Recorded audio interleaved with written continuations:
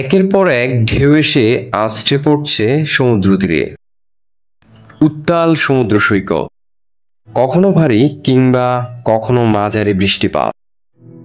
সমুদ্রের ঢেউ যেন গর্জে উঠে বলছে, আমাকে দেখে যাও এক পলক। বলছিলাম চট্টগ্রামের পতেঙ্গা সমুদ্র সৈকতের কথা। আবহাওয়া অধিদপ্তরের তথ্য মতে সমুদ্র উপকূলীয় এলাকাগুলোতে চলছে ৩ নম্বর সতর্কতা সংকেত। কিন্তু সমুদ্র পিপাসুরা সব বাধা পেরিয়ে এসেছে সমুদ্রের ভয়ঙ্কর সৌন্দর্য উপভোগ করতে।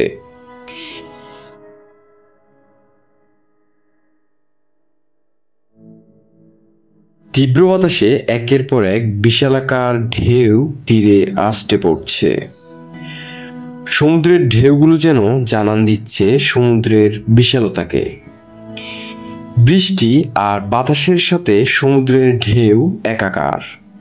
দূর দূরান্ত থেকে ছুটে আসা পর্যটকরা দারুণ উপভোগ করছে।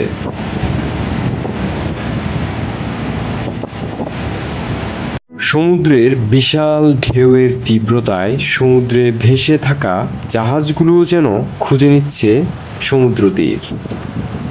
পুরো সমুদ্র সৈকতে উপচে পড়া ভিড় লক্ষ্য করা গেছে।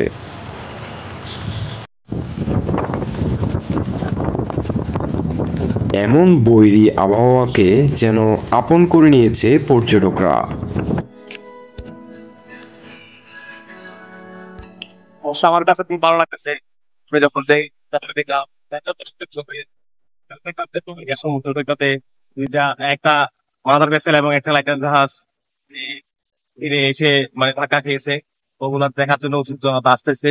সেগুলো আমি ফেসবুকে দেখে এখানে আসার জন্য আগ্রহী হলাম।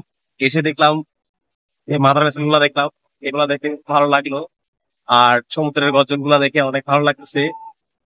এখানে আগের চাইতে গুলো অনেক বড় লাগছে এবং সমুদ্রের গর্জনের আওয়াজটা অনেক বেশি লাগতেছে, যার কারণে এখানে এসে আমি মোটামুটি আনন্দিত এবং আমার কাছে খুব বেশি ভালো লাগতেছে।